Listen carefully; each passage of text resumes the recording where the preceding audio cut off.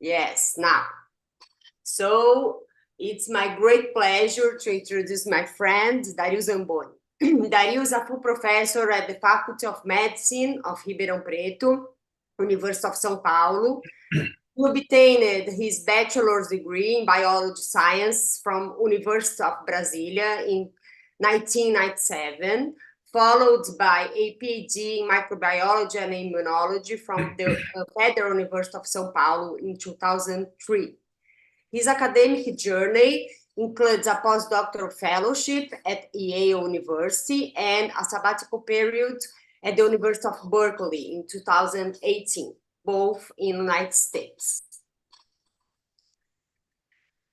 Currently, he is a member of the Academy of Sciences of the State of São Paulo, ACESP, and the Latin American Academy of Science. His research focused on host pathogen interactions, includes pioneering work on the role of inflammasomes during infections, such as Legionella, Leishmania, SARS-CoV-2, and myrovirus.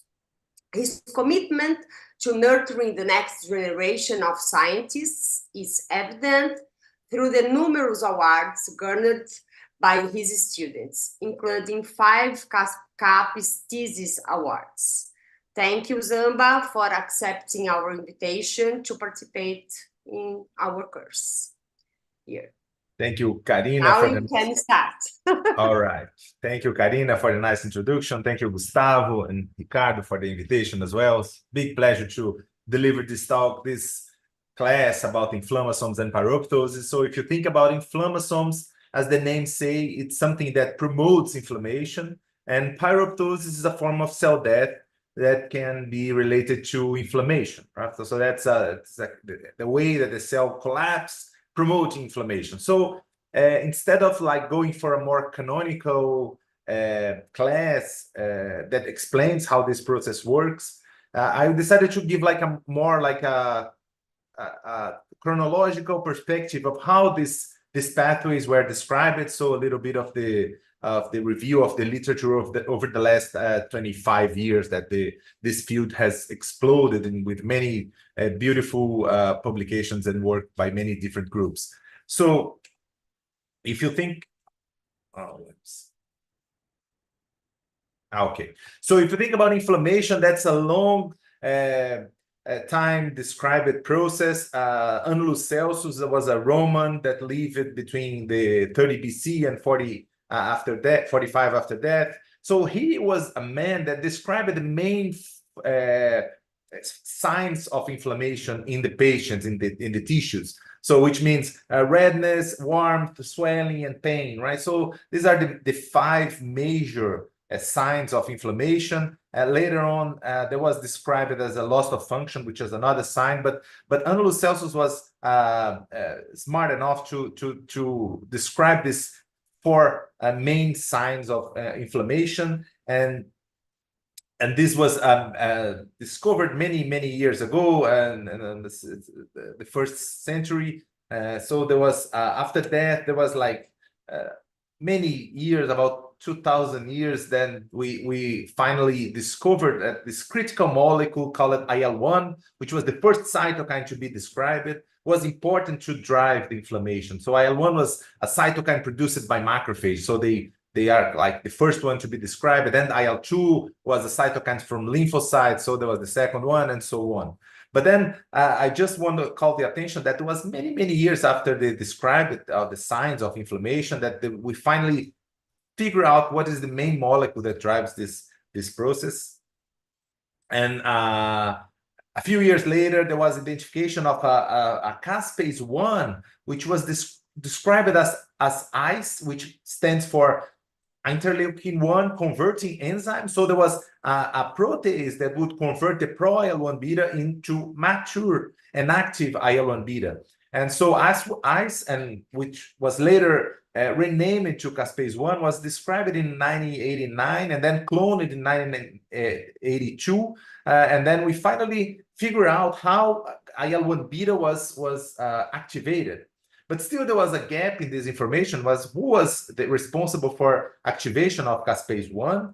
And In the early 2000s, there was many different groups described the NLRs, which is a family of innate immune receptors that are sensing some specific components and would then activate caspase 1, right? So they was discovered by different groups in different ways.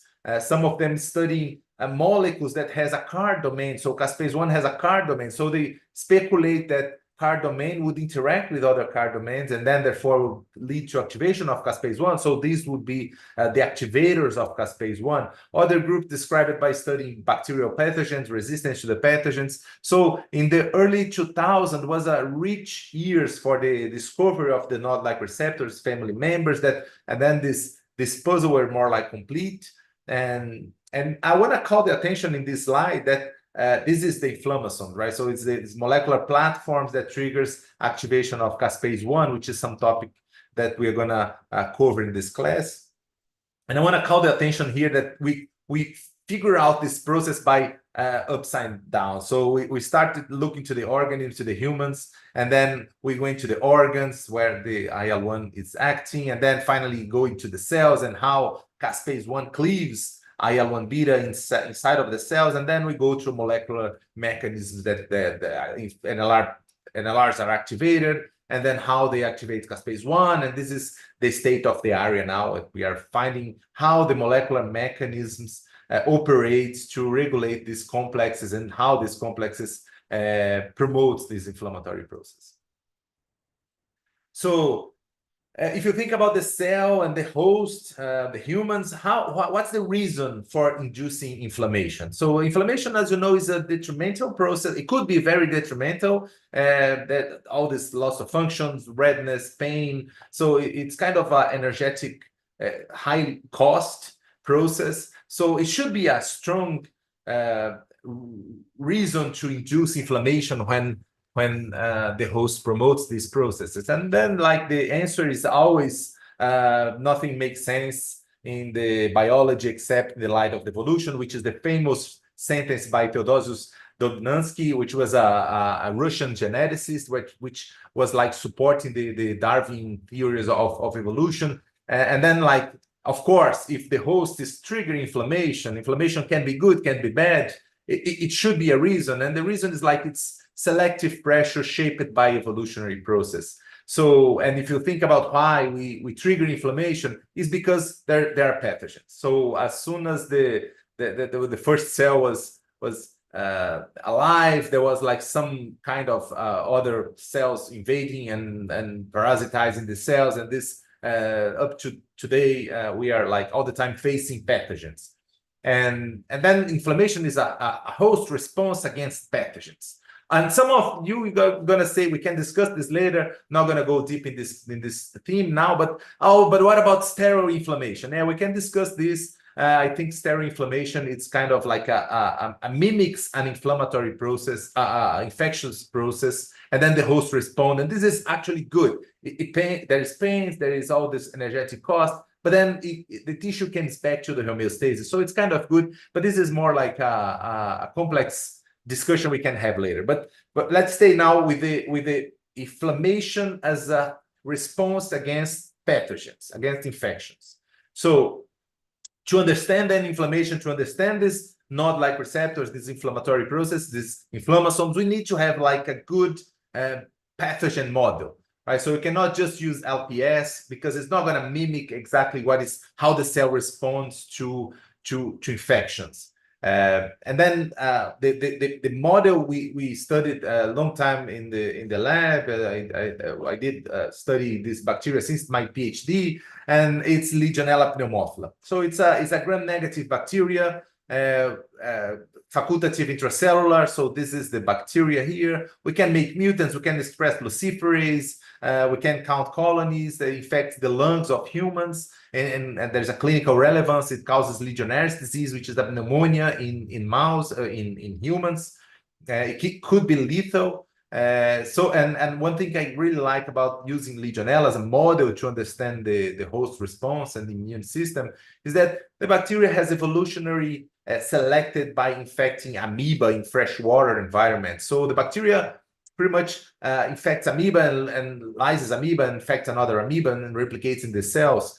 So therefore, it's very adapted to infect intracellular the cells, but not adapted to bypasses the host immunity and the adaptive and innate immunity in mammalian hosts. So it's a good, because then we can use this bacteria to dissect and to see what's going on, how the host is responding to the infection without the interference in this process by the bacteria. This is much more complex if you use mycobacteria, if you use salmonella, if you use these bona fide intracellular pathogens that has the strategies to bypass and to rewire the immune responses. So Legionella is very immunologically naive, so it does not block anything. It's just like go inside the cell and thinks that the alveolar macrophage behaves as amoeba, and then it replicates in the cells and then keeps like infecting other cells, and the immune system can take place. And we can use this model to understand the immune system. And also another important point I have to mention about Legionella is that a bacteria expresses a type 4 secretion system, which we call .ICM. So .ICM is a specialized secretion system that the bacteria uses to inject proteins made inside the bacterial cell, and these proteins goes directly into the cytoplasm of the host cells.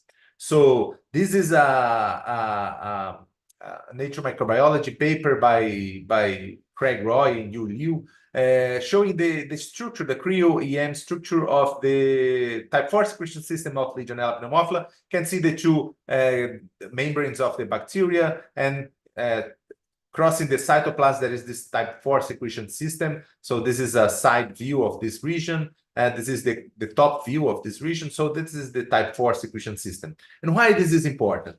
This is important because the bacteria must secrete hundreds of proteins in order to survive in the cells, in the phagocytes. So Legionella infects the amoeba or alveolar macrophages or neutrophils and so on. So as soon as the bacteria is internalized, there is a phagocytosis, and injections of type 4 secretion system happen through the .ICM. More than 300 proteins are secreted. This protein completely rewires the cell biological processes, and then copts proteins with RAP1 that comes from the ER and trans-Golgi networks. And then the bacteria associates with the ER, and then this creates a niche favorable for bacterial replication, and therefore bacteria can replicate in high numbers in the Legionella containing vacuoles. So if Legionella does not express the type 4 secretion system, this injection machinery, so this can mimic like in the lab by using a .ICM mutant, and then the bacteria no longer can remodel the intracellular compartment, and there is a fusion of the lysosomes with the vacuoles that albergates bacteria, and then the bacteria is going to die in the phagolysosome. So for Legionella, there is no option, either express .ICM secretion system or die. So the bacteria must express these systems in order to replicate intracellular. And the bacteria does not replicate extracellular. It needs a lot of protein, so it's a kind of an obligate intracellular. It just replicates inside the cells. So it needs to express the type 4 secretion system. So by one side, Legionella expresses the type 4 secretion system in order to replicate intracellularly. So, and then the host has the opportunity to sense this type 4 secretion system and using intracellular innate immune receptors. So this is very fortunate to us because we can use this bacteria as a model to understand the intracellular innate immune receptors. And this story now going to an evolutionary or a historical perspective.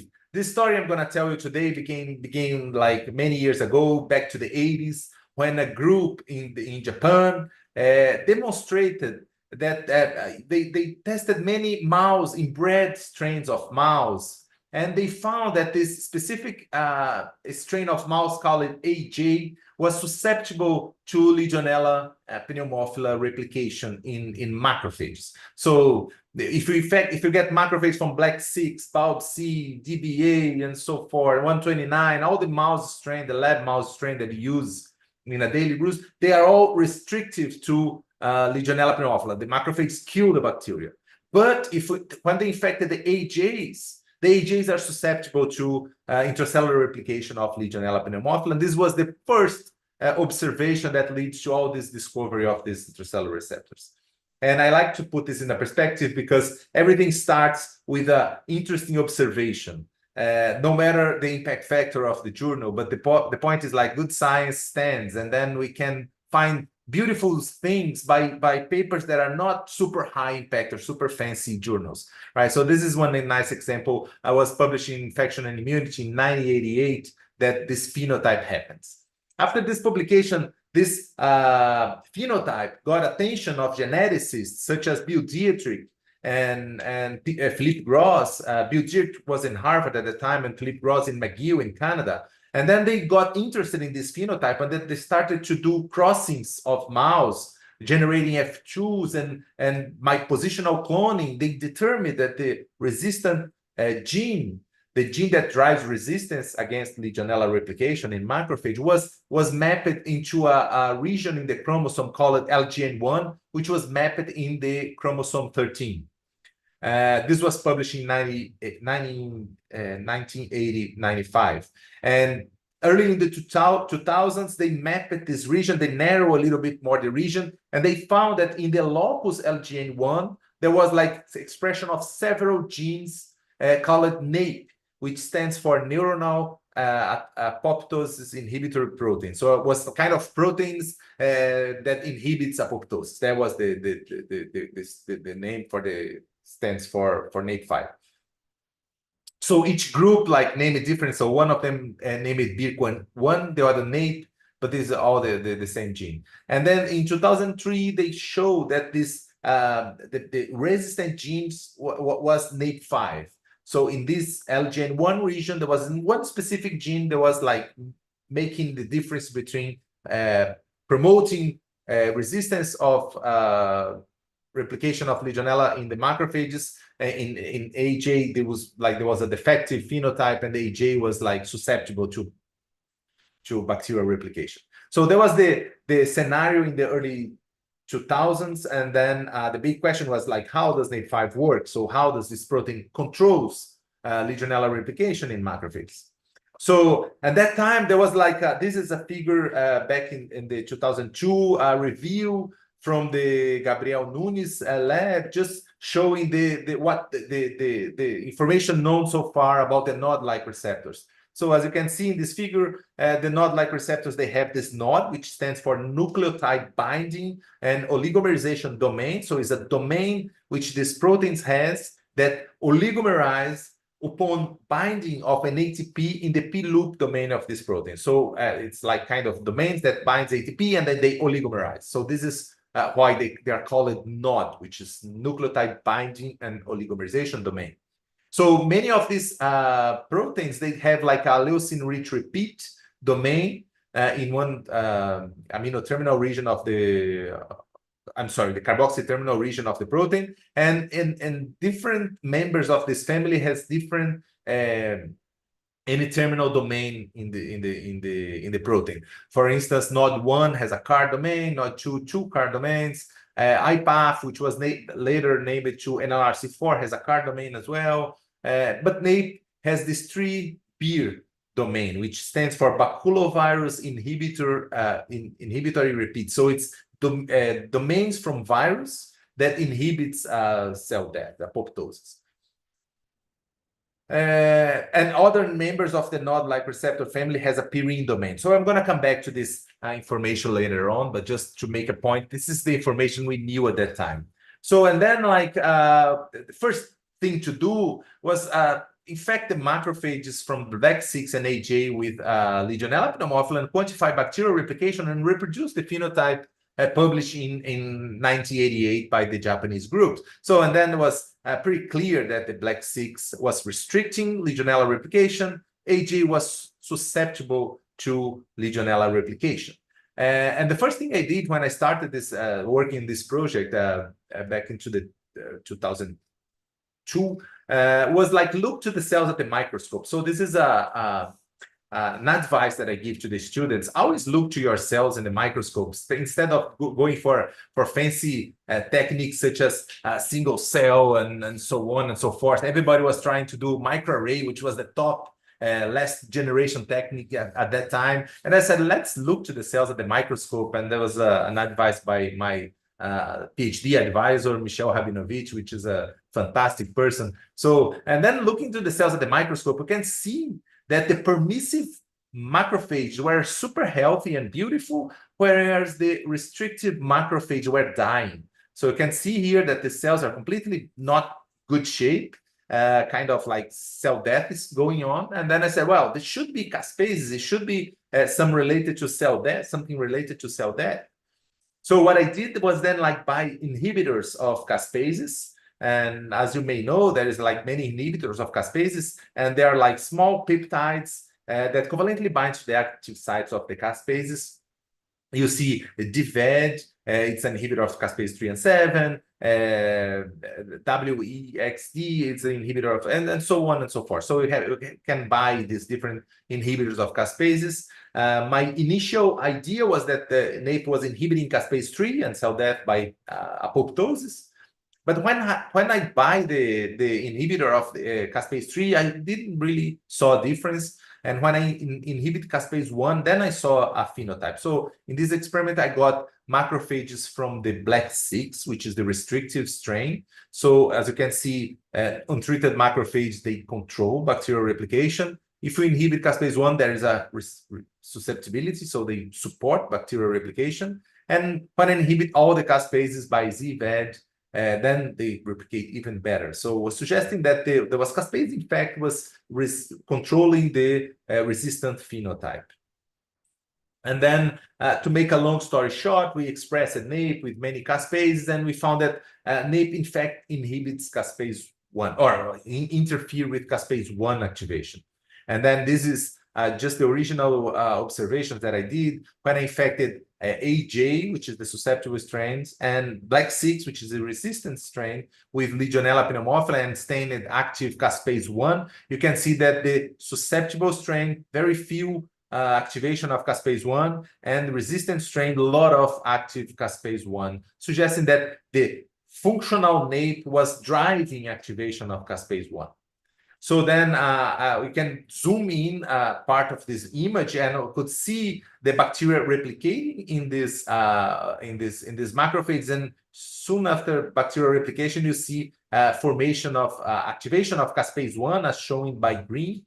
This is a FLICA, it's a from YVAD, so it's a dye that binds and stains active caspase 1. And you can see a puncta, which was the first observation of the puncta in the cells. So then we have like we finished this report and showing that NAPE is a protein that senses bacterial infection and respond by activating caspase 1. So in uninfected conditions, NAPE is like in a formational change that is inactive. As soon as there is Legionella infection in the cells, DORA-ICM products should work in order to bacteria survive in the cells. The bacteria has no other option but express the DORA-ICM secretion system. And then NAPE is going to sense this protein, this infection, and oligomerizes, and then is going to activate pro-caspase 1. And pro-caspase 1 is going to be then cleaved to promote the restriction of bacterial replication and cell death.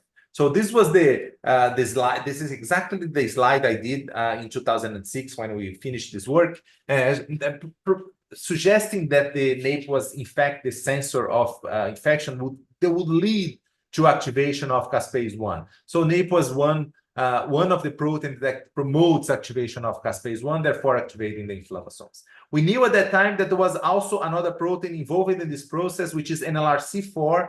NLRC4, they had the same phenotype as NAPE5. So when we deleted the NLRC, we used the NLRC4 knockout mouse. This was kindly provided by Vishva Dixit, and then he just made a knockout and shipped us some films, and we infected NLRC4, and they had the same phenotype as the AJ. They susceptible to Legionella replication. And I'm not showing here because it was published many years ago, but then I also did IPs, and we can find that NAPE5 immunoprecipitates with NLRC4. So suggesting that these proteins are working together. So then the big question at that time was, which products from the bacteria are sensed by the NAPE5? And then we addressed this also using Legionella.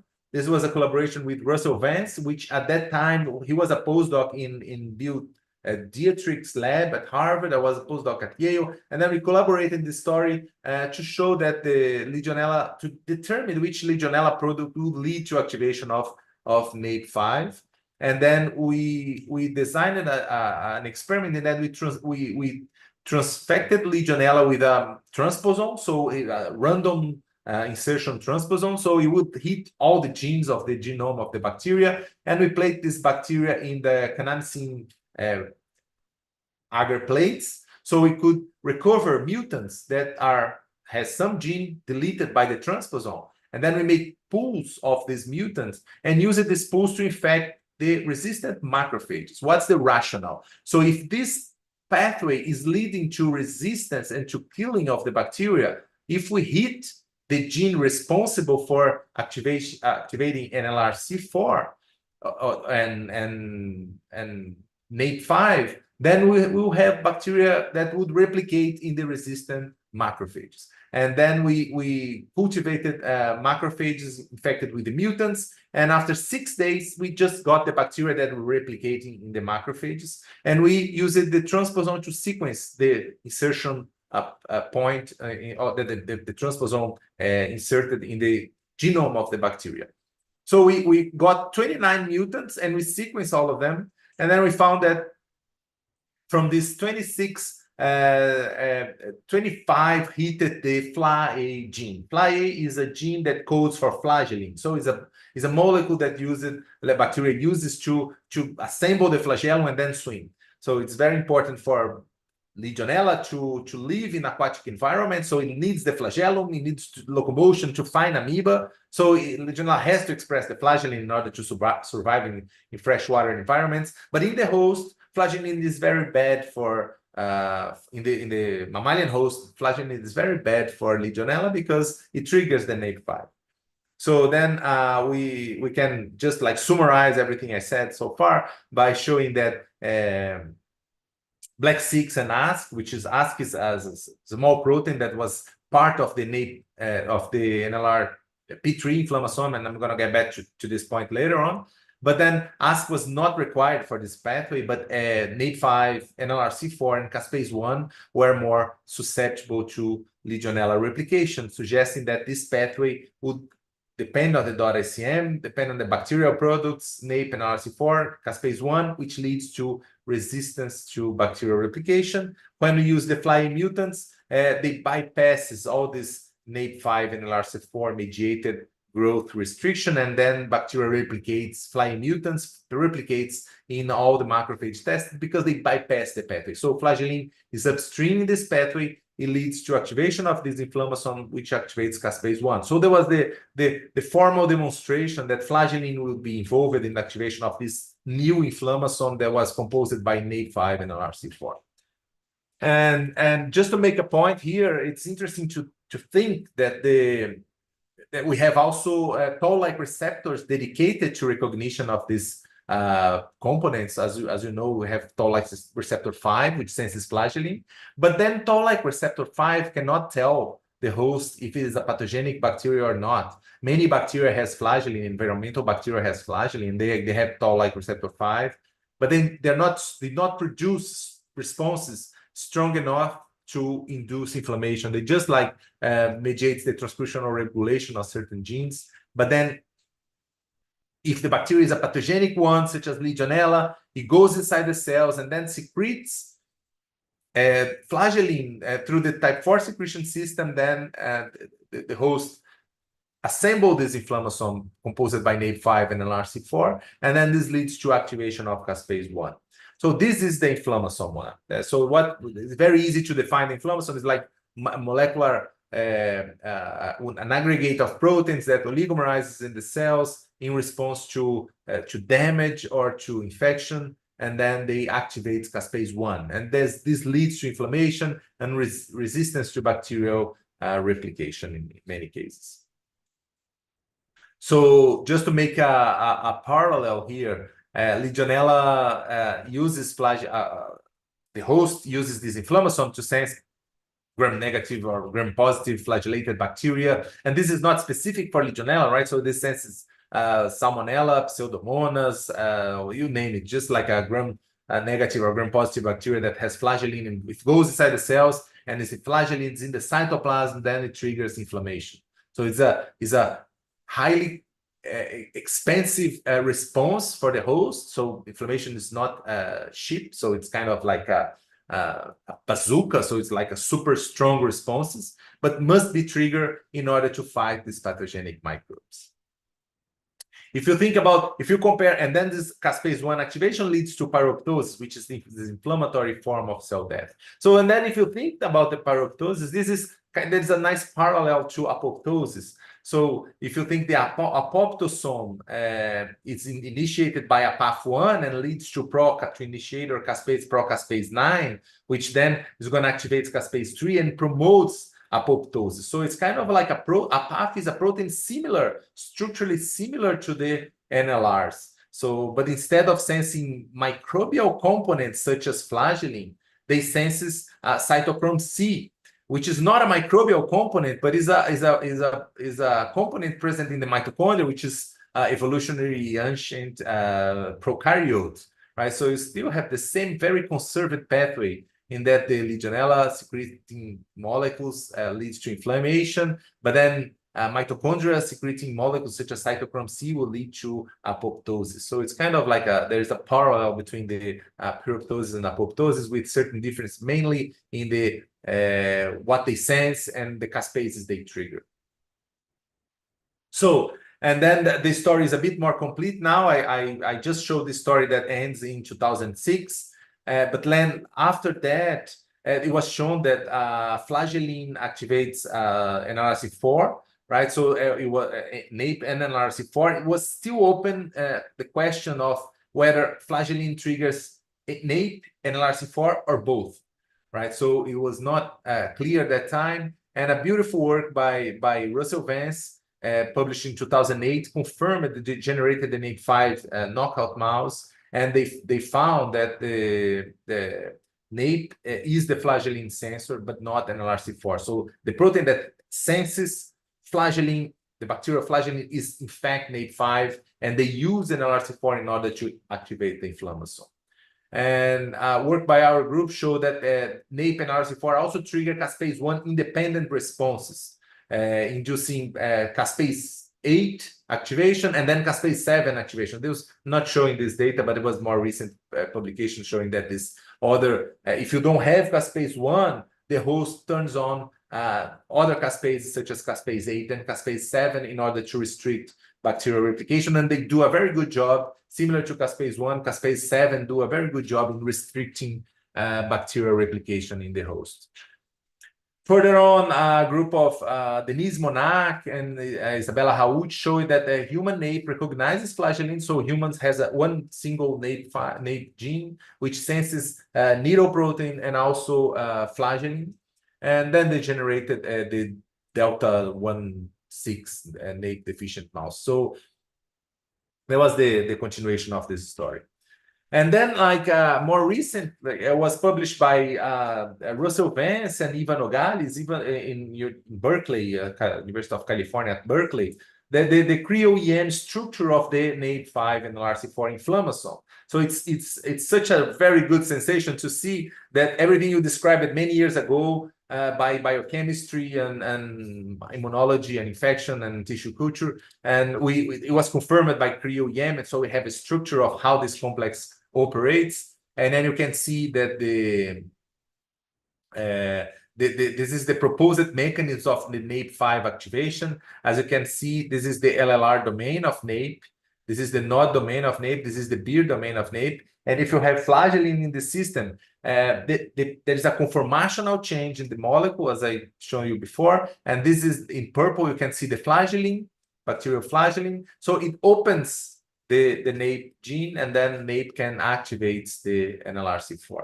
So the beauty of this model is that one single NAPE, one single flagellin activate one single molecule of flagellin. So we mentioned bacteria has tons of flagellin, because to assemble the flagellum, you need like thousands of like flagellin molecules in order to assemble the flagellum. If a single flagellin molecule goes to the cytoplasm, it's able to activate one inflammasome.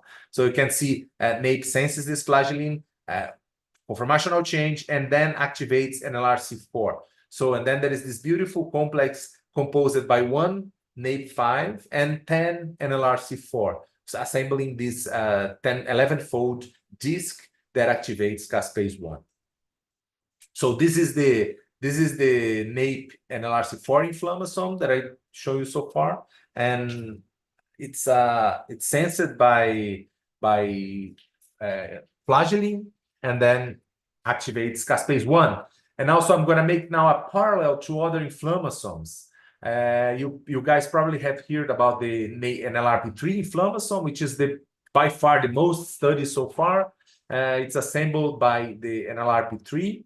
It's similar to NAPE and NLRC4. Is also a member of the NLR, so it's a node nucleotide binding domain, like that oligomerizes upon ATP activation. And then there is but different than the NLRC4, which has a CAR domain in the amino terminal region of the protein.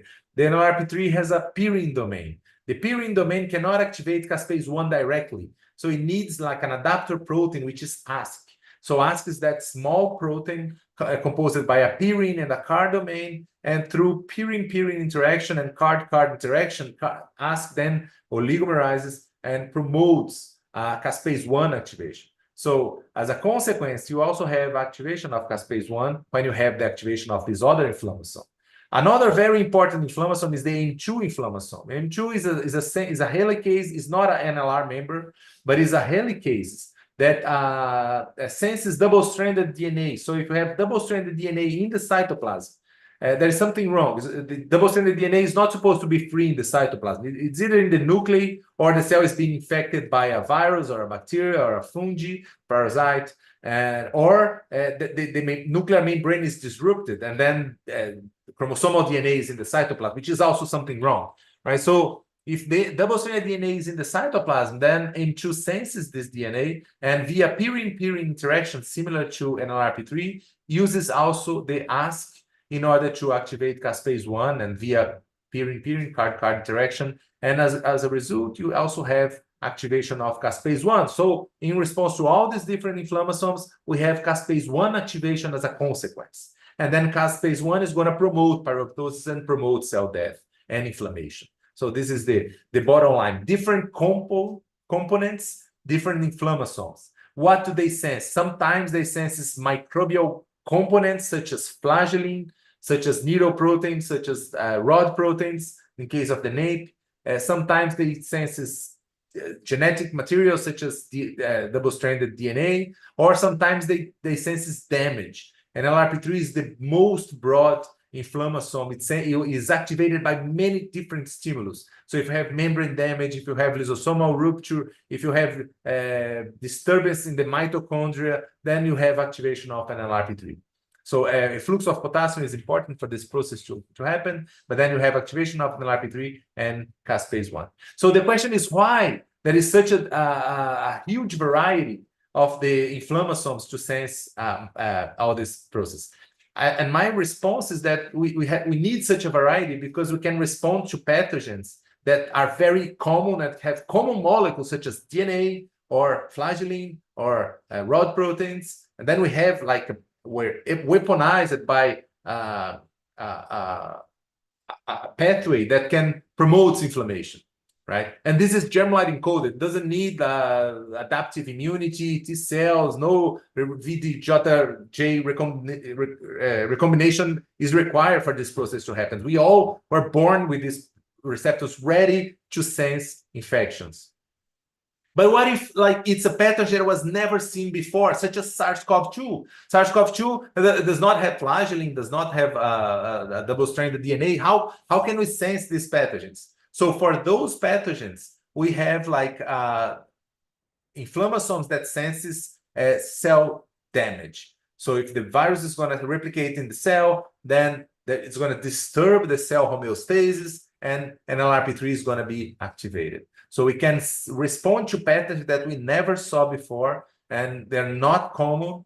They're completely different than everything by using sensors such as NLRP3 that senses disturbance of the homeostasis. So if there is a damage in some like key molecules, mitochondria, and then we sense this by activating NLRP3 inflammasome.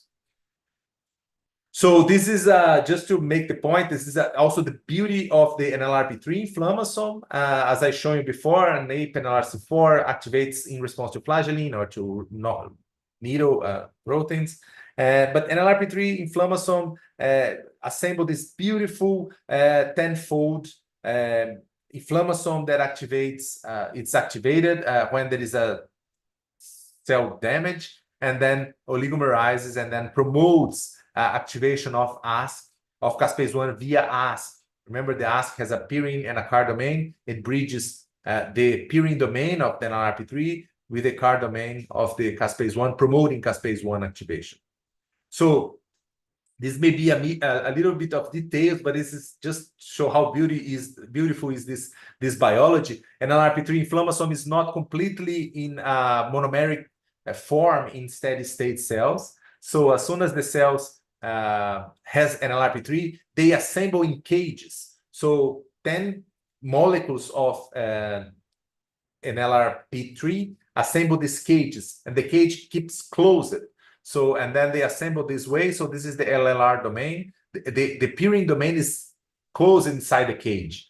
And as soon as there is stimulation of this of the NLRP3, the signals to activate this inflammasome, then the cages remodulates and goes via microtubules to the mitochondrial organizing center. So there is a beautiful cell biology of the activation of the inflammasome, and then these cages are translocated to the mitochondrial organization center, and then in that specific region they're going to find this protein NEX7, and then NEX7 is going to promote the activation, the conformational changes in the cage, and then the cage is going to open, and then we are going to assemble this 10-fold disc, which is going to promote the activation of NLRP3. Then we have the purine domain exposed. ASC is going to bind to this purine domain, is going to polymerize, and then it's going to promote activation of caspase-1. So this is there's a beauty cell biology in the activation of an NLRP3 inflammasome by it's kind of regulated as well.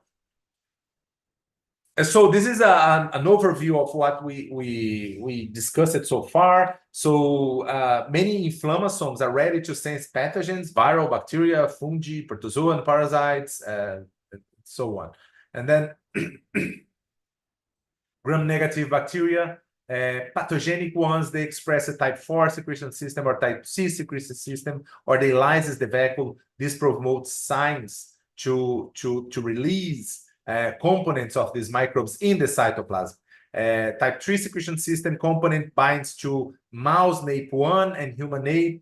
Type 3 secretion system rod proteins, this is a component of the type 3 secretion system, activates NAP2. Flagellin, as I mentioned to you, activates NAP5 and NAP6 in mouse, and also human NAP. Double-stranded DNA activates NAP2, which is using ASC. And LPS, which is the very common component of gram-negative bacteria, they were described to activate caspase-11. There was a controversy that this was an old review that I wrote many years ago, but there was unknown how LPS triggers caspase-1, but seems that LPS directly binds caspase-1, and then caspase-1 leads to a non-canonical activation of the NLRP3 in response to this gram-negative bacteria that expresses LPS, and then NLRP3 is going to activate caspase-1 and promotes pyroptosis. So these three main inflammasomes, NLRC4, N2, NLRP3, and also caspase-11, which is not really an inflammasome, but is a pathway by which LPS can lead to activation of caspase-1. So this is called the non-canonical pathway for activation of NLRP3. What is the canonical? The canonical is membrane rupture or cell stress that goes directly to NLRP3 without the requirement of caspase-11 or human caspase-4 and 5.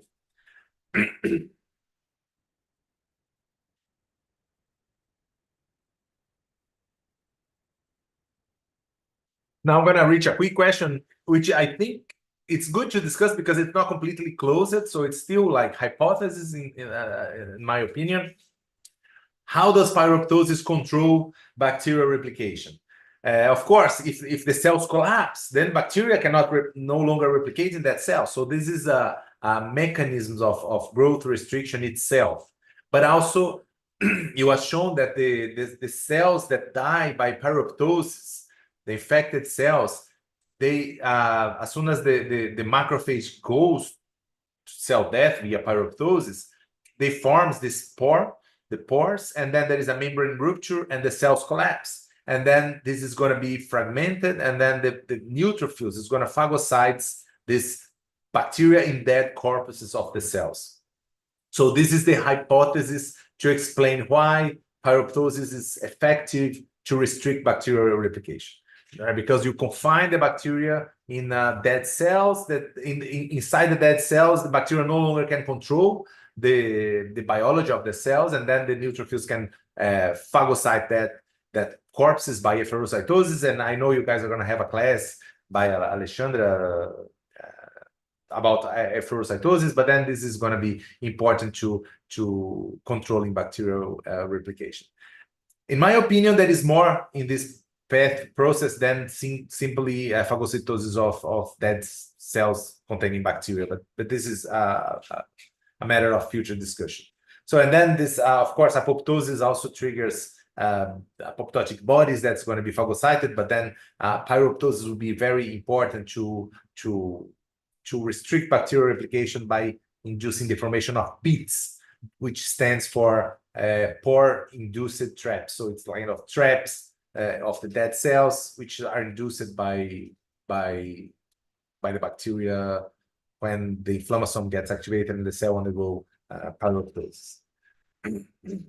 So I'm not gonna make a big deal with other inflammasomes, but there are, just for there are many other inflammasomes, different mechanisms of actions. The function of many of them are the same, which is activation of caspase 1.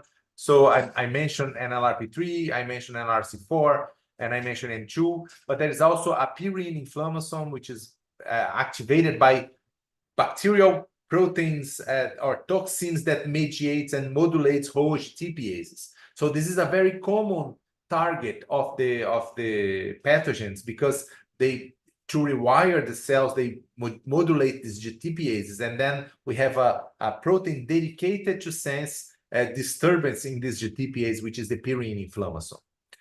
Also, another beautiful inflammasome is the NLRP1, which is a sensor of toxins. So it's very beautiful, the biology of this inflammasome. It's cleaved by toxins, and then as soon as it's cleaved, it gets auto-activated and then activates caspase 1.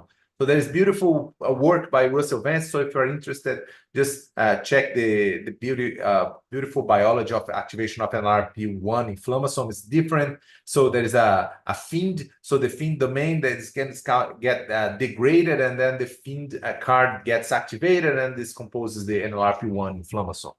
And also other NLRPs, such as NLRP6, NLRP9, which can activate caspase 1.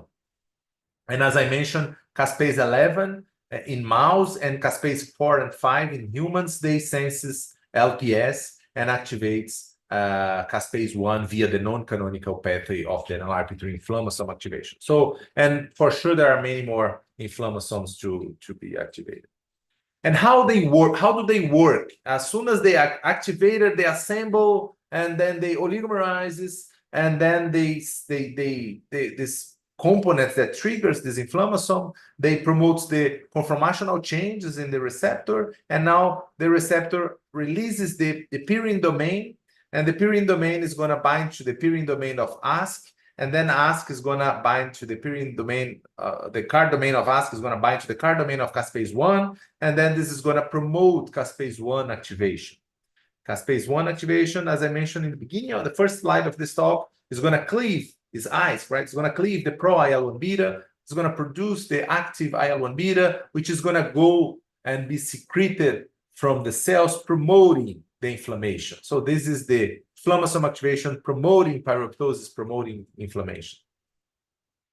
And also, caspase 1 is going to promote the lysis of the cells, and this is pyroptosis. So this is our current overview of schematic overview of how this process works, right? And in fact, the system is a little bit more complex because there is an amplification of the signal. In this model, one single receptor activates caspase 1 and one single caspase 1 gets activated, but this is not correct. There is a beautiful amplification of signal in this system. How does that work? So as soon as there is an oligomerization of the inflammasome, the formation of the 10-fold disc, this promotes polymerization of the ASC, which is assembled in a filament. So remember, ASC is a purine card interaction. So the purine is going to bind to other purines. So they promote the formation of long filaments of ASC. And in these filaments, the card domain is going to be exposed to the external part of the filaments. And the card domains bind to other card domains. So they bind to each other, but also they bind to cards of other filaments. So the whole ASC is going to aggregate in the single region of the cell, right? So in this specific region, we call the puncta or the speck, right? And in these regions, we have like the many sites for cleavage of caspase 1. So look at how beautiful and how the amplification of this process happens, right? A single molecule that activates one inflammasome polymerizes long filaments of cards of purine, and in these filaments you have multiple sites for cleavage of caspase 1. So there is a huge amplification of signal here. And this model is supported by data by Peter Bross, showing that the card domain of the purine is important for formation of this aggregate. When Peter expressed ASC knockout cells, a variant of ASC without the card domain, he just found, instead of finding the puncta, which is this structure right here, he found the linear filaments, multiple linear filaments, suggesting that the card domain is important to interaction of the filaments, right? So without the card domains, you just have the purine. So the purine makes a long linear filaments. And this puncta only happens because the card domains of the purine bind to each other, promoting the formation of the ASC specs, right? So that's our current understanding of the aggregation of the inflammasome activation sequentially. And then we can get back to an experiment we made many years ago with Legionella pneumophila. So this is actually a video, and I took 4 images of this video. The video is a total of 4 hours infection. In the first 24 minutes of the video, you can see a macrophage. This is a bone marrow-derived macrophage expressing an LRC4 infusion with GFP, so you can see the inflammasome. Legionella expressing RFP, so you can see the bacteria in red. And in this media, there is propidium iodide. It's a dye that is cell impermeable, and if there is pore formation, PI goes inside the cells and stain the nucleus. So you see 1 hour after infection, in this video, you see formation of the speck. This is the actual inflammasome with the ASC speck. And right in the region where the speck is formed, you can see PI going in the cell. So you can see all this red region in the cytoplasm, which means there's a permeabilization right in the region where the NRC4 inflammasome is activated, the NAPE NRC4. And then 5 minutes later, PI is all over the macrophage cytoplasm. It stains the nuclei. And there is the formation of membrane blabbing.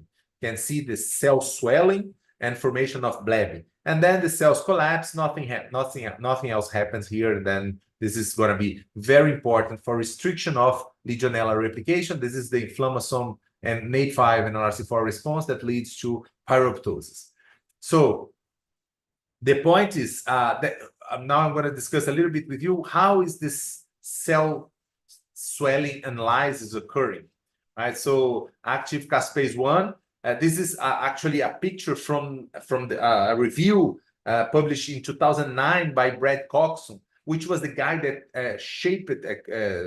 named this new form of cell death, called it pyroptosis. And then Brad Coxon said, oh, there is activation of caspase 1, cell swelling and cell lysis, and release of inflammatory cytokines such as IL-1 beta, IL-18. It was still unclear how IL-1 beta was secreted and how the cell swelling and lysis occur.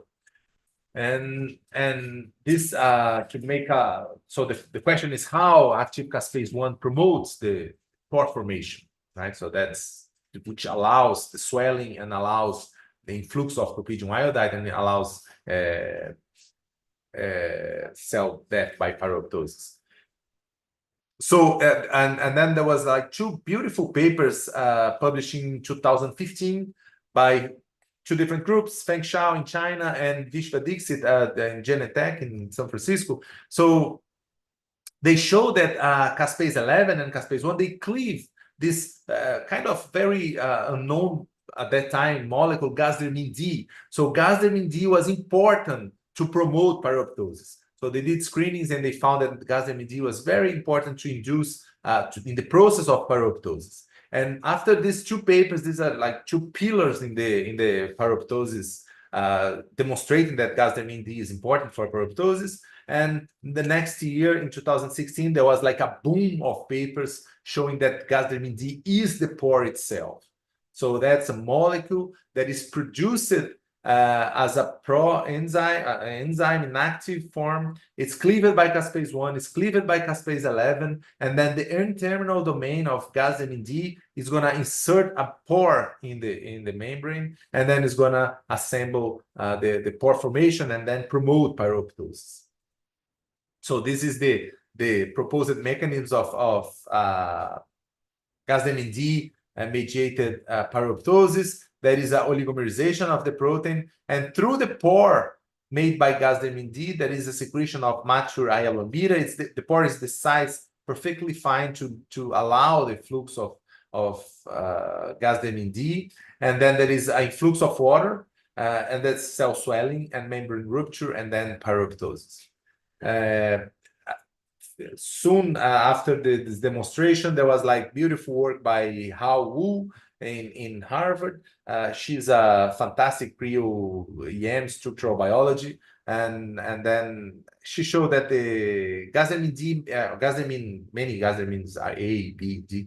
They show this this pore. So this is the pore formation of the gasdermin D. This is looking to the top, looking to the bottom. So this pore assembles in the membrane, and then it's composed by 27-fold.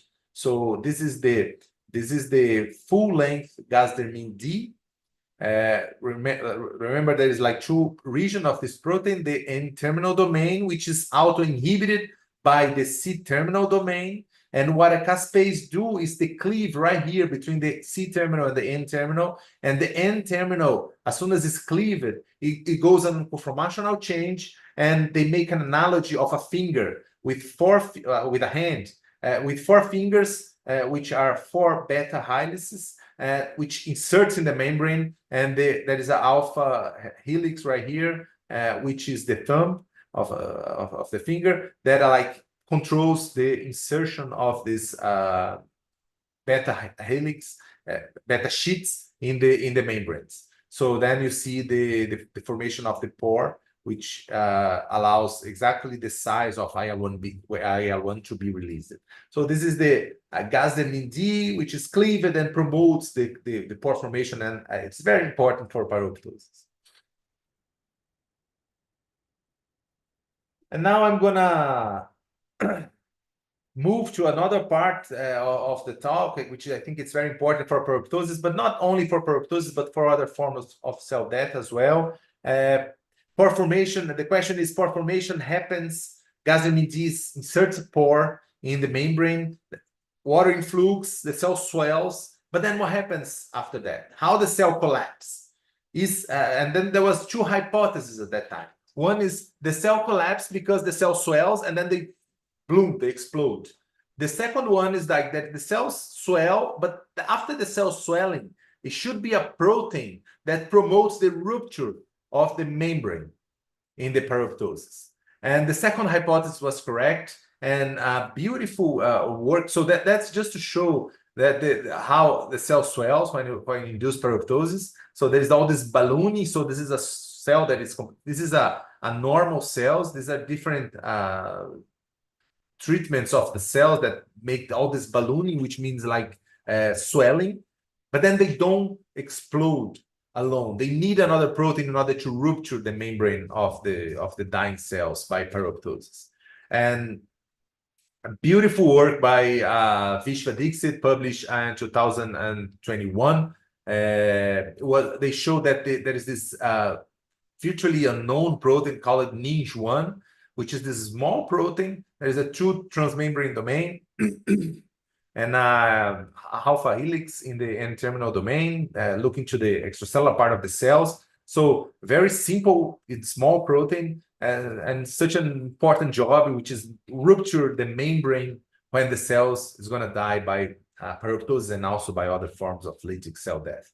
And there was like this paper put, I think it's also a pillar article in this field, which shows the existence of this key molecule in order to promote the rupture of the membrane of the cells.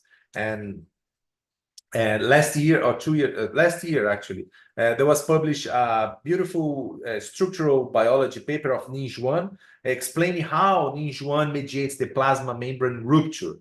So, and this, they suggest that the extracellular alpha helix that I show you right here, so it's this one, during the activation of NINJ1, they insert into the plasma membrane and promoting oligomerization of these monomers, and then and this does not make a round shaped pore such as gasdermin D, but instead make a long like damage in the membrane, promoting the rupture. So what they propose is that the non-activated conditions, they are right here, and the alpha helix is right here. And when NINJ1 is activated, the alpha helix goes down and then promotes oligomerization of these proteins. And then this different than gasdermin D, which makes a pore, they promote like a rupture in a long structure that cleaves and promotes the destruction of the membrane, promoting the rupture of the membrane. So, and then just to summarize, I think you guys are maybe tired, so it's already 11:20. So just to close up with an evolutionary perspective of the gasdermin and cell death. So we like to study mouse because it mimics the human infections, but then these proteins are like expressed in many different organisms. And as you know, many like not, I would say, different than mammalians, they also has like these responses operating. So, and then the gasdermin family, didn't mention to you, but we have gasdermin D was the first one to be discovered, but we also have gasdermin A, which is important for bacteria in the skin, gasdermin C, gasdermin D, B, gasdermin E, which is cleaved by caspase 3. So there's all this beauty of the gasdermins, but also other non-mammalians, they also have the similar gasdermins, reptile, birds, fish, and also non-chordata. So where does this goes for? I mean, when this gasdermin strategy to respond to infection appeared during evolution, and the response is like this is very, very ancient mechanisms of cell response to infections, and this gets back to the bacteria, right? So that's it's like so beautiful that is like a controlled form of cell death that gets back from the ancestral unicellular prokaryote that's still present in the living bacteria today. So this paper was published in Science in 2022, showing that bacterial gasdermins, in fact, they function and they protect bacteria against infection by virus. Bacteria has a big problem to survive in the world because of the bacteriophages, and bacteriophages are very efficient to kill bacteria. They are the most abundant living organisms in this planet are bacteriophages, and then bacteria protects themselves by virus by inducing cell death using a gasdermin-like molecule. So then this just showing the structure of a mouse gasdermin D. You can see the C-terminal is very huge, and the N-terminal, which is inserts the pore. But bacteria Gasdermin D, Gasdermin, they also have like a very small C-terminal, but also is a regulatory domain. So then it's cleaved by a protease also.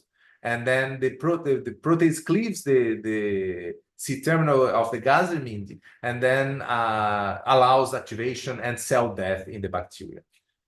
And you guys are going to ask me, what's the reason for bacteria commit suicide if the bacteria is an unicellular organism? So the bacteria that uses this Gasdermin, they forms biofilm. So biofilm is kind of like the same genetic background. So they are all the same like bacteria that are replicating, promoting the biofilm. So if one cells get infected in the biofilm by a virus, these cells die, does not allow viral replication, and then protects the rest of the biofilm. So this evolutionary makes sense because it's kind of like a mechanism that now that the gene is propagated. They are related. So this is just to make a point in this article. This is the operon of Gasdermin in bacteria.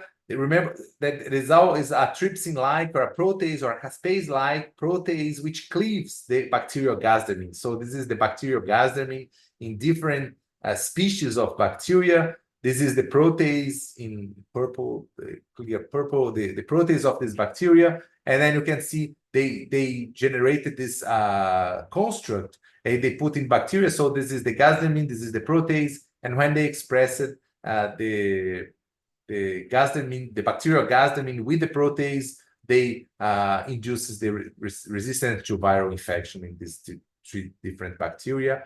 You can see here they promote like resistance of virus in this bacteria.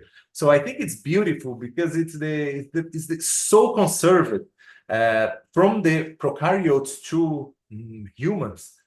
You have like these systems operating. It was shown before that bacteria has defenses against virus. They have restriction enzymes. They have CRISPR, but we don't have CRISPR. We don't have restriction enzyme, but we do have Gasdermin. So it's such a nice conserved through all kingdoms. There's such an ancient host cell protection that the Gasdermin provides us. So this is just like another figure of that article showing that the Gasdermin, bacterial Gasdermin is cleaved. So you can see, as I mentioned, the C-terminal is very small, so there's not a big difference in size, but you can see this band is the active Gasdermin, bacterial Gasdermin in the cells. This is a bacteria expressing a bacterial Gasdermin. GFP stains the Gasdermin, red, purple, you can see the membrane of the bacteria, and activated bacterial Gasdermin forms this punctate structure indicating activation of Gasdermin, and it's going to promote cell death in this bacteria. So just to finish with a more like a perspective view, we induce Gasdermin, inflammasomes get activated, and we triggers in response to bacterial pathogens, in response to cell damage, cell stress induced by microbes or by damage. We see this damage as a threat, and then we promote inflammation. And Gasdermin makes an important process in this whole response, promoting inflammation. And this is important to recruit additional phagocytes to promote homeostasis, back cell to homeostasis. And then we can get back to normal thanks to this strong inflammatory process. And we are protected from infections on a daily basis because of these platforms. And I had like some more slides, but I thought it would be like such a heavy class. So I cut this. We can discuss this later in different occasion about the detrimental role of the inflammasomes in infections. Infections such as SARS-CoV-2 and in general viral infections, the inflammasomes are detrimental to the host because they promote such a strong inflammation and does not really effectively clear viral infections, still promoting inflammation. So we showed that many severe cases of SARS-CoV-2, for instance, they are caused by strong inflammasome activation, which promotes inflammation and causes tissue damage in the lung. And then these patients with more severe SARS-CoV-2 COVID-19, they do have a higher inflammasome activation. And we also shown before the pandemic of COVID-19, we show using myrovirus that the inflammasome is also activated and is detrimental to the host. So I think the inflammasomes are very important. They protect us against many infections, mainly bacteria, also parasites and fungi. But in viral infections, still a lot of work to be done in viral infections using studying inflammasomes. Very few groups study inflammasomes in viral infections, but they do has a detrimental effect. And I'm not going to discuss this different topic, but just I'm going to let open to questions and we can discuss that. So with that, I would like to thank you guys for the attention, and we can have some time to discuss eventual questions that you guys may have.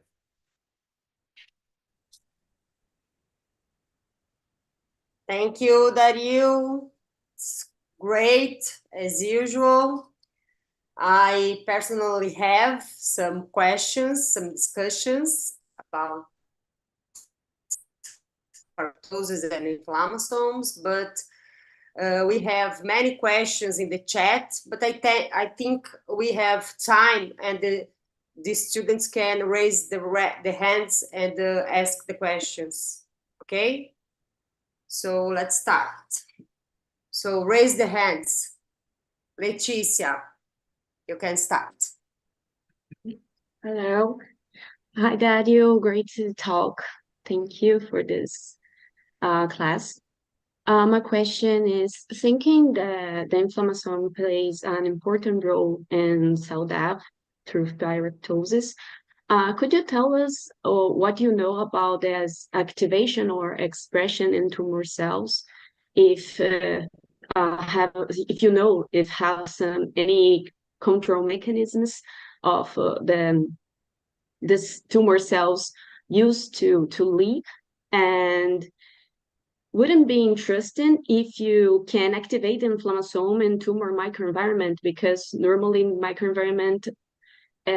microenvironment is immunosuppressed by the tumor cells. So what do you know? Yeah, so that's a great question. It's a super hot topic, and I'm not really following deeply this literature, but it's a huge information in the literature, and that is like the macrophage associated tumors, they play an important role in the tumor development, and you can see information by both sides. Some people say the inflammasome is suppressed. If you activate the inflammasome, you control the tumor. Some people say the inflammation promotes tumor expansion and then metastasis. So you can find like both informations in the literature, but one thing the tumor cells do is like they lost the inflammasome genes or the cell death mechanisms. So for instance, the macrophage which most used in the scientific investigation is the raw. I don't know if you have like hear about this cell line, this RAW, R-A-W. And then the raw, they lost the ASC, so they don't express ASC, so they don't have inflammasome. So if you have an immortalized cell, you tend to lose the genes that control cell death, right? So then, and also there is another aspect of the tumor biology, which is Gasdermin E. So Gasdermin E is cleaved by caspase 3. And there is the paper that Feng Shao described this process, that he proposed that the tumors that are resistant to the treatments, they bypass this pathway because of the Gasdermin E. So they became like, so if the tumor, you treat with anti-tumor drugs, and then the tumor is refractory because they lost the Gasdermin E cell death. So many drugs used to treat tumors, they trigger caspase 3, which activates Gasdermin E, and then the cells die, and then the treatment works. But then if the tumor changes something that bypasses the Gasdermin E mediated cell death, and then they became refractory to the drugs. But there's a whole like biology of inflammasome and tumors. And it is completely dependent on the context and the microenvironment, because, for example, for the intestinal microenvironment, inflammasomes can be protective against tumors. It is completely dependent on the context. And Well, Igor, just a quick commentary, couple of commentaries. First of all, it's in the context of complex tissue microenvironment. We're not sure whether, you know, the targets are really the tumor, the cells from the microenvironment, whatever. And then apoptosis is not dependent on gasdermin E. Okay, so we should be take very careful this data with deficiency in gasdermin E mediated by chemotherapy. Okay, because again, it might involve immunogenic cell death that triggers, you know, immune response instead of non-immunogenic cell death. Thank you.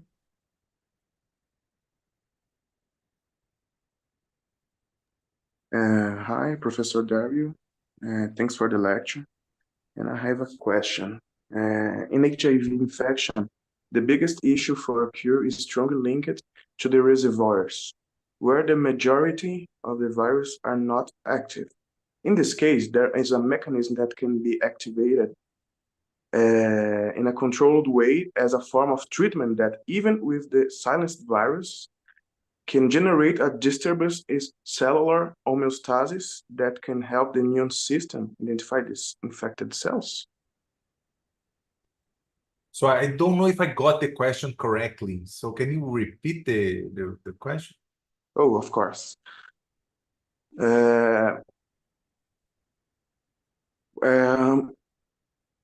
There is a mechanism that can be activated in a controlled way as a form of treatment that, even with the silenced viruses, can generate a disturbance in cellular homeostasis that can help the immune system identify these infected cells that are infected with HIV.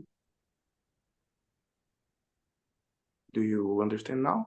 Yeah, so you're thinking about the virus that makes it silent, so it cannot be sensed by receptors. That's the question. Yes. Yeah, so yeah, viruses are very complex. I mean, they live in specific cells. The reservoir, like the virus reservoir, is like a big mystery up to date.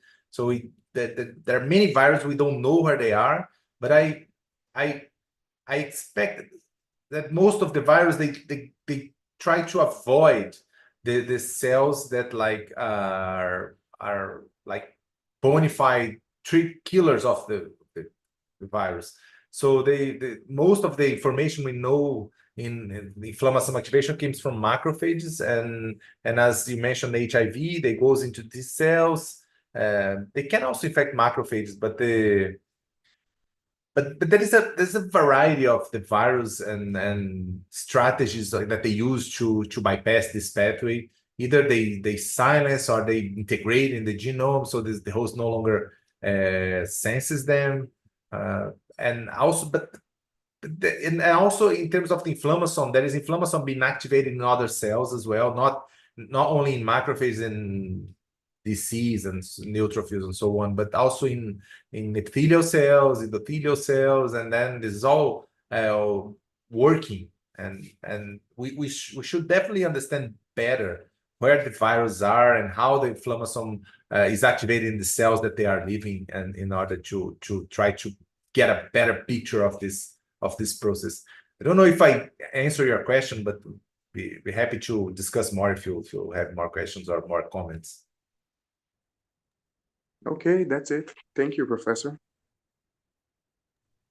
Can I ask? Letícia, isso. Okay. Professor, we focus here, I think, in the ability of the host to make a defense against the bacteria. But in the perspective of the bacteria during the evolution, as an example, Legionella can directly inhibit caspase 1 activation, Yes, that's a great question, Leticia. So they definitely do. So Legionella, if you remember, is like a bacteria that lives in amoeba, in freshwater environments. So during the evolution of Legionella, a bacteria never has exposed it to mammalian infection. So it all the time living in amoeba. Amoeba is a unicellular protozoan.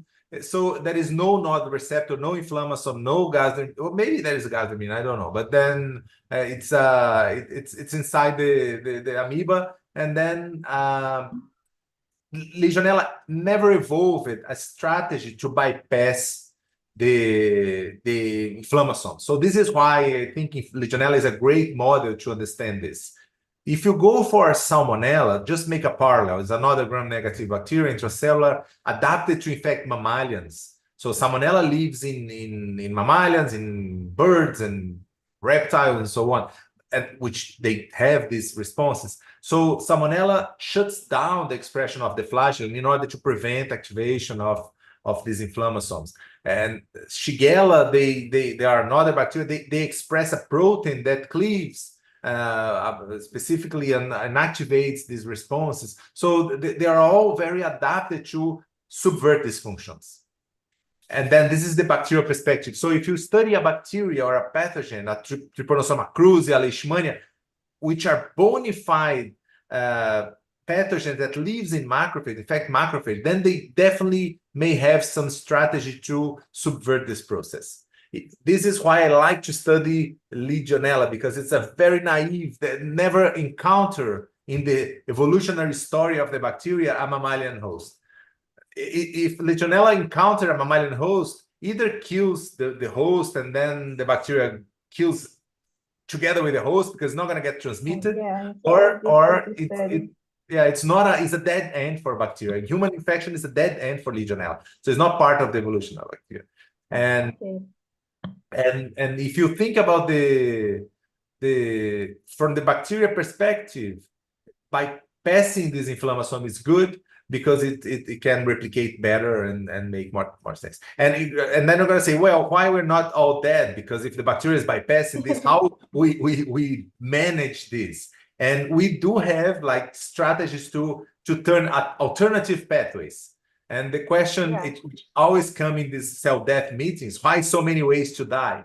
Because if the bacteria blocks this, we have another one. If bacteria blocks this, we have another one. There is always another form of cell death in order to give us protection. So this study I didn't show any data, but Daniele Mascarenhas was a postdoc in the lab, and she showed that if you block caspase 1, then the cell turn on an alternative pathway that goes to caspase 8. And caspase 8 cleaves caspase 7, caspase 7 induces cell death. This is independent of gasdermin, independent of caspase 1, independent of caspase 9. So if the pathogen blocks 1, 11, gasdermin D, there is an alternative pathway. There is another gasdermin, there is another caspase, and so on. So this is how we deal with these bacterial pathogens, and they do a very good job in subverting this pathway. And there is a rush for the coevolution of these two systems.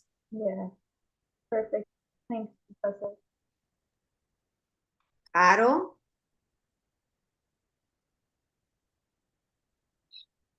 Thank you, Professor, for the nice presentation. My question is on you. Somewhere in a presentation at the start, you mentioned that when caspase 1 is not available for activation of for formation of the inflammasomes, another caspase can be activated, e.g., caspase 8. So I was wondering, in a case where we have maybe both or more caspases that are involved in inflammation, what happens? Are they all activated, or it's just only one will be activated, like caspase 1, or is caspase 1 a superior? Is it superior to other caspases? Yes. I hope you're getting my question. Yeah, I got it. Perfect. So so what we've shown is that the caspase 1 pathway is very fast and efficient. So it's much better, much more efficient. But if you block caspase 1, or if a pathogen blocks caspase 1, then a caspase 8 takes place. But this is a slow response. It's much more slow.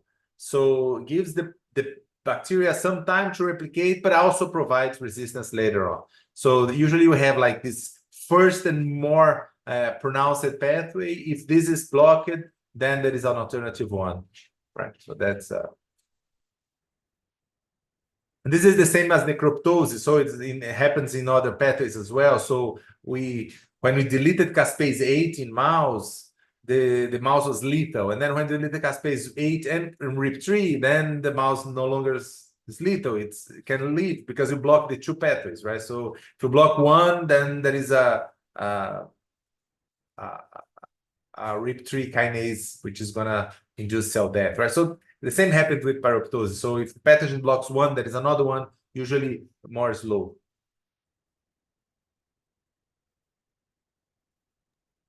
Bruno?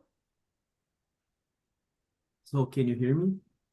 Yes. I think I fixed my microphone. So my question regards atherostic plaques.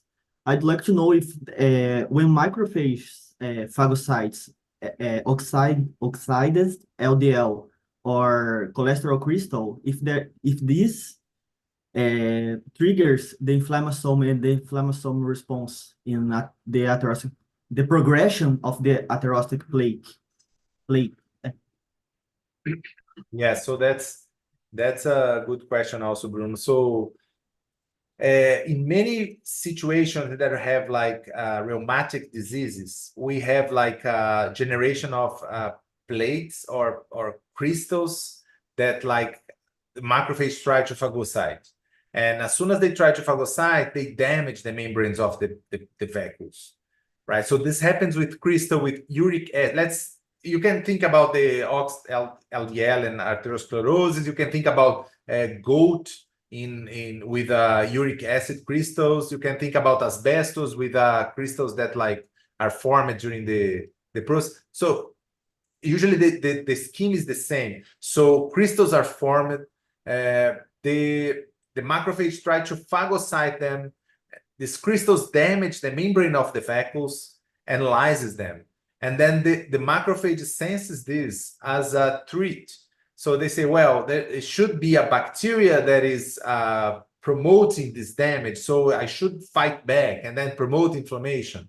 So it's kind of like a mistaken response that like leads to a continuous activation of this process because the immune system senses this as an infection or a process that is continuous threat, like a continuous threat that there is in the organism.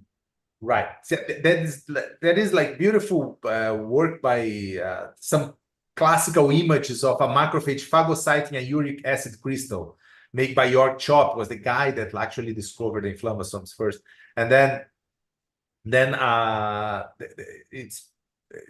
think the inflammasome is just like activating because the macrophage believes that is a pathogenic infection, and then try to eliminate that, and the crystal keeps forming and the macrophage keep coming and the inflammation takes place, additional phagocytes goes, and then the systems like keeps like getting activated. So this is why the treatment of gout is like colchicine, which is like something to stop the migrating of the phagocytes to the side of the lesion. Then it works. Okay, thank you very much, Professor. Rafa? Hello, thank you, Dario, for your presentation. First of all, I'm biggest fan of your job, especially about the leishmania and inflammasomes.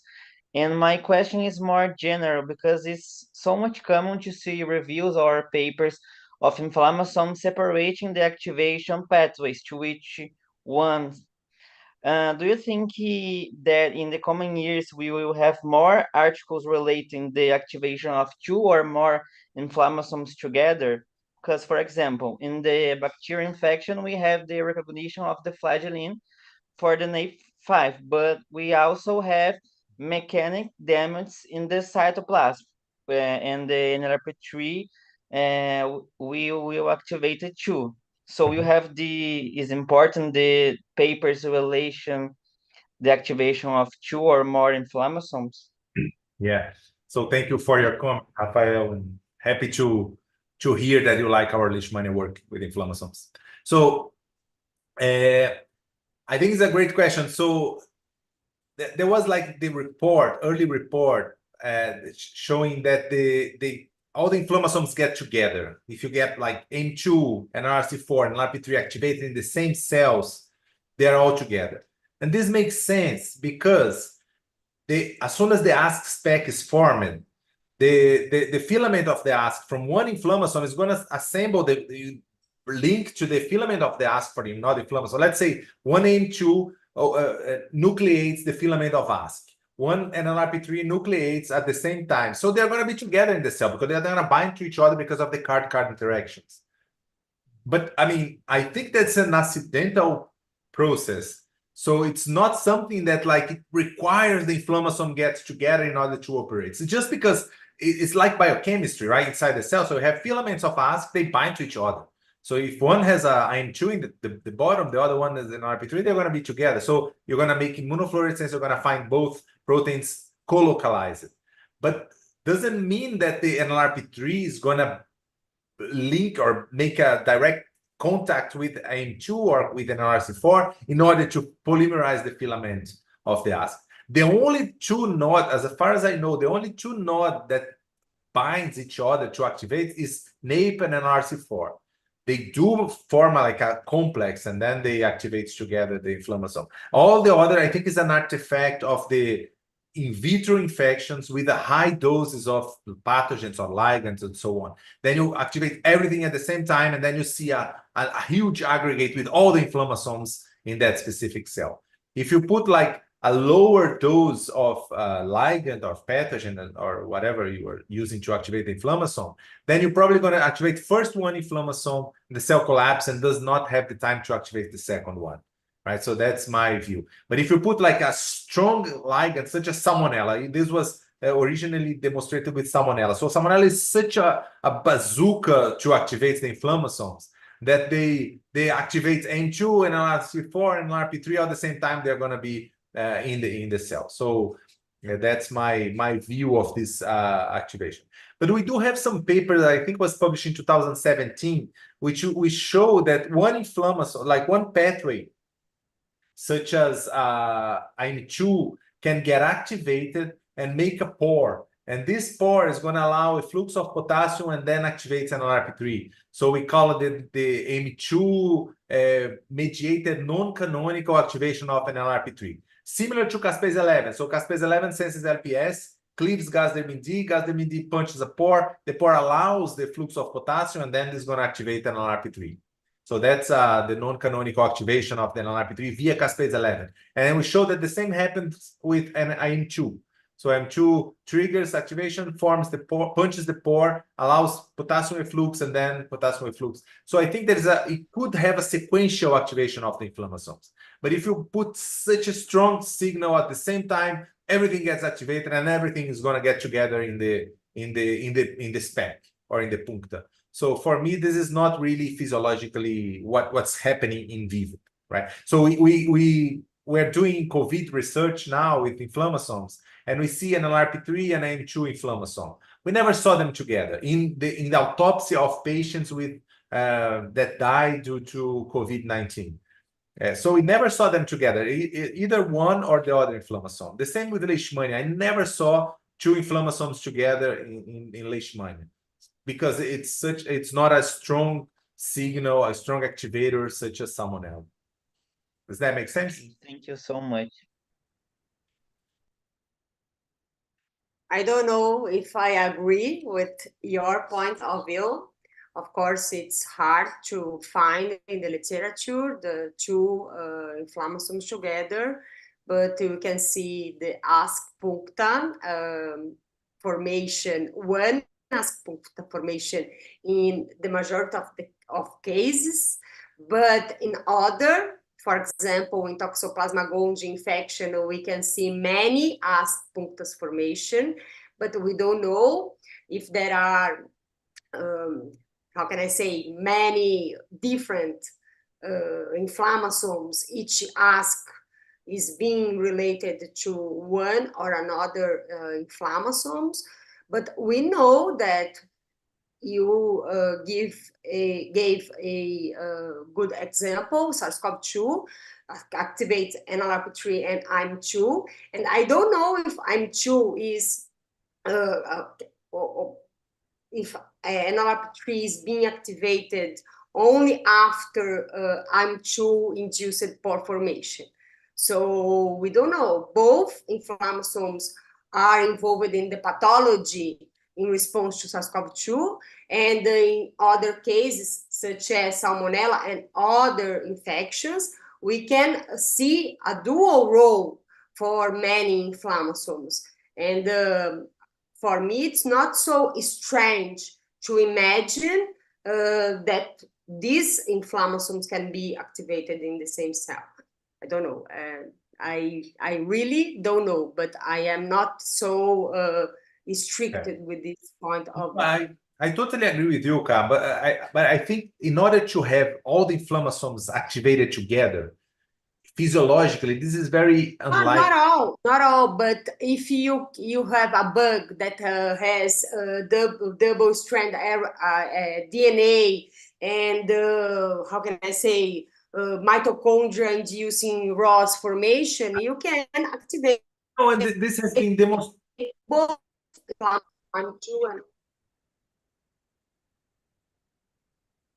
I think it's frozen. Yeah, no, I think it's good. So this is perfect. This has been demonstrated with Salmonella, but I think Salmonella is an exception. It's so strong that it triggers everything at the same time. And it happens in vitro because just a huge bomb of like bacteria to put 10 Salmonella for each macrophage, it's a bomb. So it's like a lot of inflammasomes together.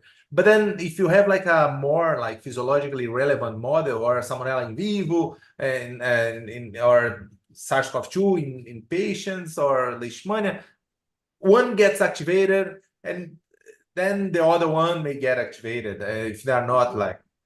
But we agree that they could be activated together, but it just like has to be a strong signal at the same time. Yes. So let's move on. Victor?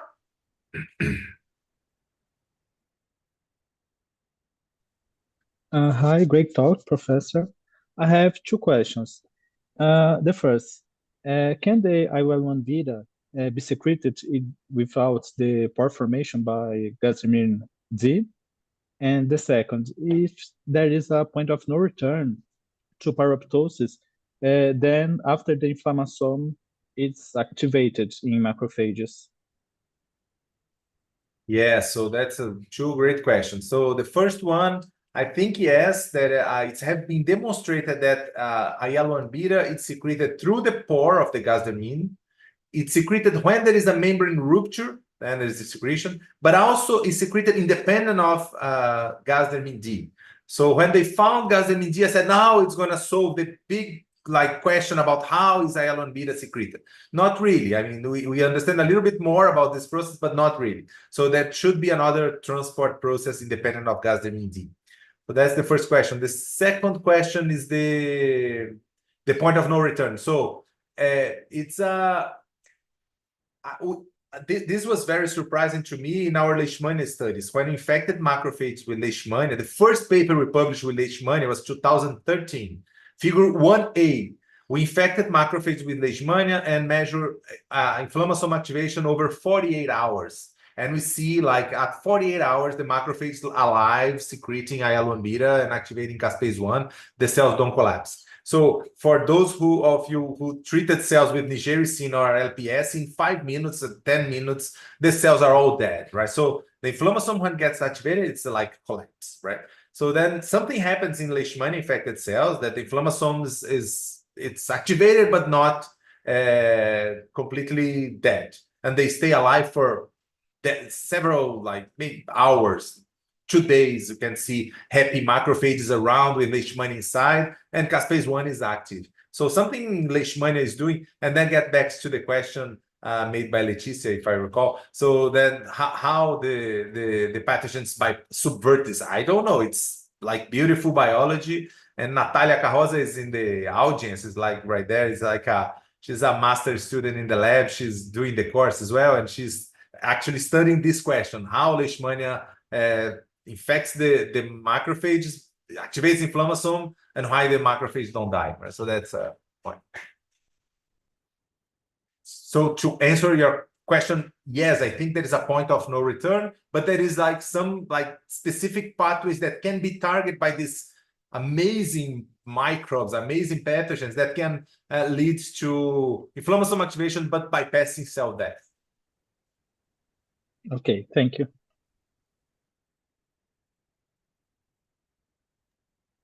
Amanda. Hi, Professor. Thank you for the lecture, first of all. And I have two questions. The first is about the structure of an LRP tree. Like, does next set have a role that other than structural in the LRP tree? And is there any reason why this assembly of this inflammasome is so different from the others? And the second question is about the overreaction of the inflammasomes in context of virus infections, like you say.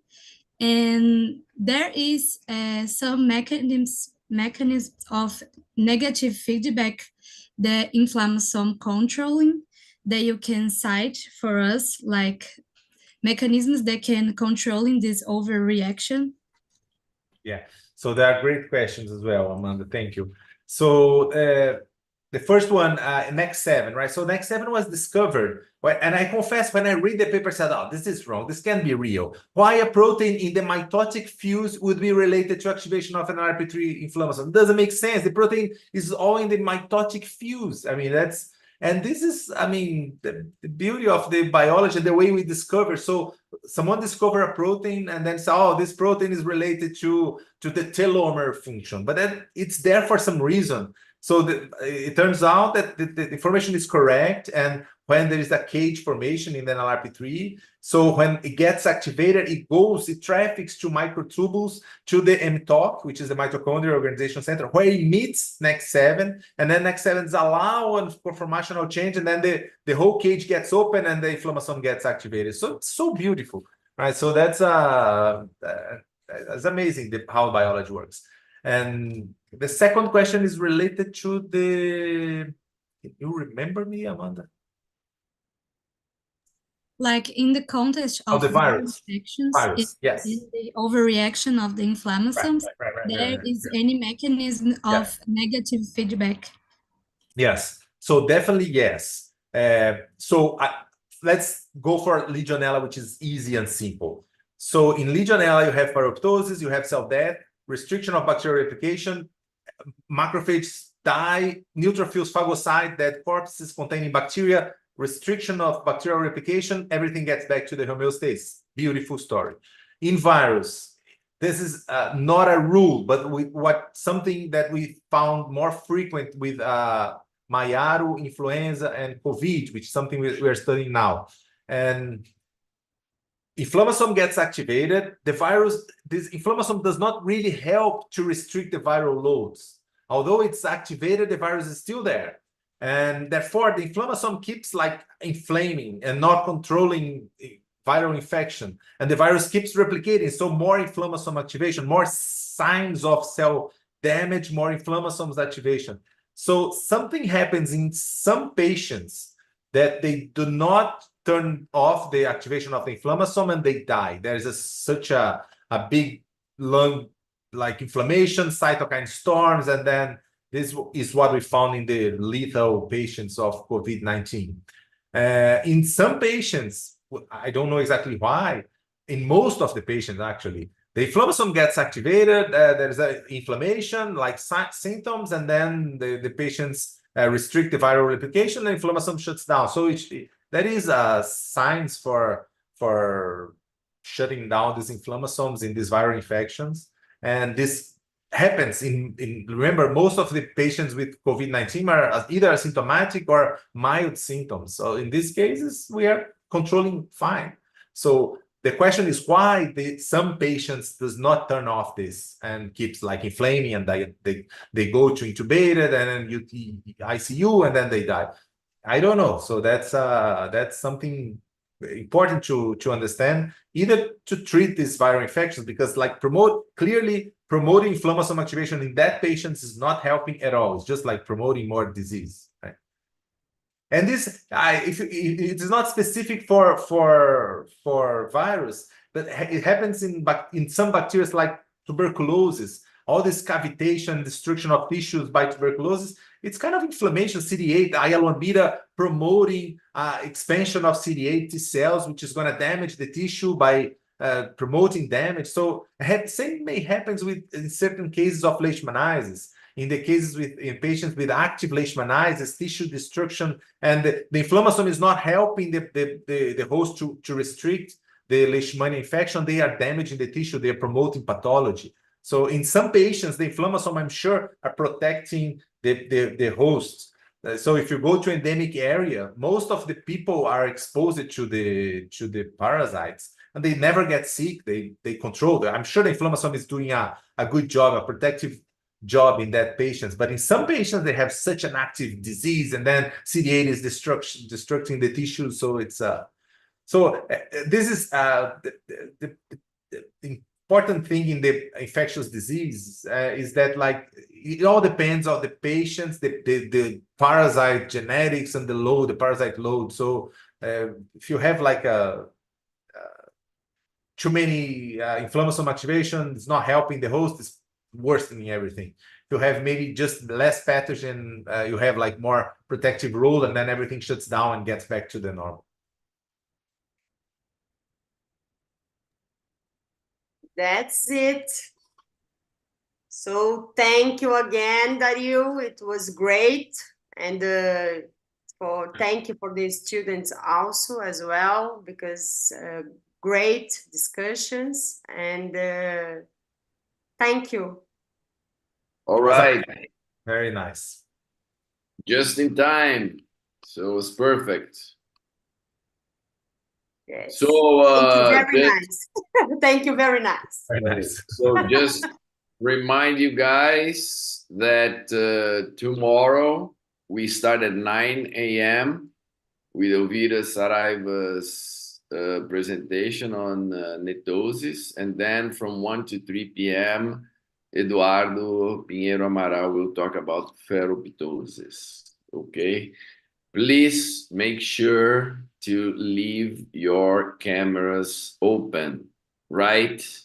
So you have time to figure this out, okay? Do not spend the whole course doesn't caring of our rule. Thank you very much. Enjoy the rest of your day. Hey, Ju!